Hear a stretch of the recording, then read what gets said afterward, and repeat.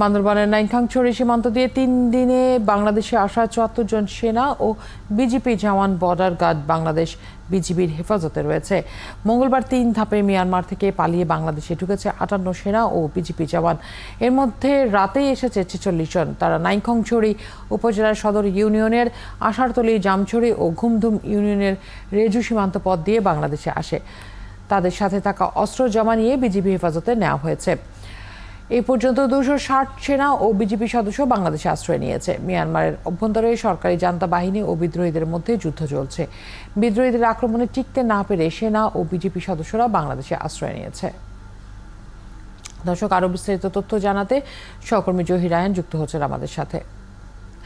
জহির, এই সেনা ১, ২, ৩ ঢাকায় জমি জিতে নিন ১০০% ক্যাশব্যাক সহ ২০ কোটি টাকার পুরস্কার। কে ফেরত পাঠানোর ক্ষেত্রে ঠিক কী ধরনের আলোচনা হচ্ছে বলে আপনি জানতে পেরেছেন? কারণ ইতিমধ্যে গণমাধ্যমে তথ্য পাওয়া যাচ্ছে যে মিয়ানমার এই সেনাদেরকে ফেরত নেওয়ার ব্যাপারে কোনো আগ্রহ দেখাচ্ছে না।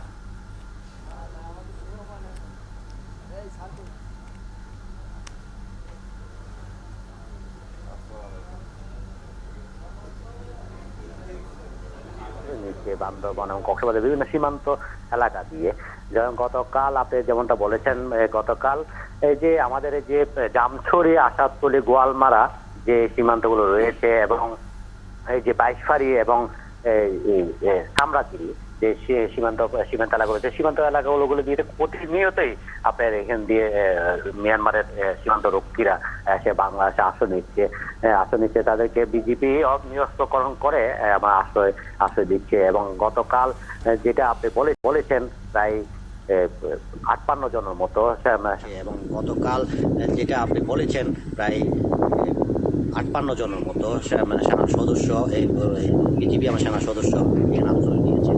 যে মিয়ানমারে আসলে এই যে আমরা যেটা জানতে পেরেছি, ওদের সাথে মিয়ানমারে যে ওপারে যে কাস্টম এবং মিয়ানমারের যে সরকারের সাথে যোগাযোগ করা হচ্ছে যে একটা প্রক্রিয়া, এখানে একটা আসলে দীর্ঘ একটা প্রক্রিয়া, একটা বিষয় রয়েছে। যেমন এখানে ওদের সেনা গতবার যে প্রক্রিয়ায় আসলে ওদেরকে ফেরত পাঠানো হয়েছে, এবারও একই প্রক্রিয়া তাদেরকে ফেরত পাঠানো হবে বলে আমাদেরকে জানিয়েছেন। এবং আসলে মিয়ানমারে যে পরিমাণ আসলে সেনা সদস্যরা, বিজিবি সদস্যরা আরাকান আর্মির সাথে যুদ্ধে পরাজিত হয়ে এখানে আশ্রয় দিচ্ছে।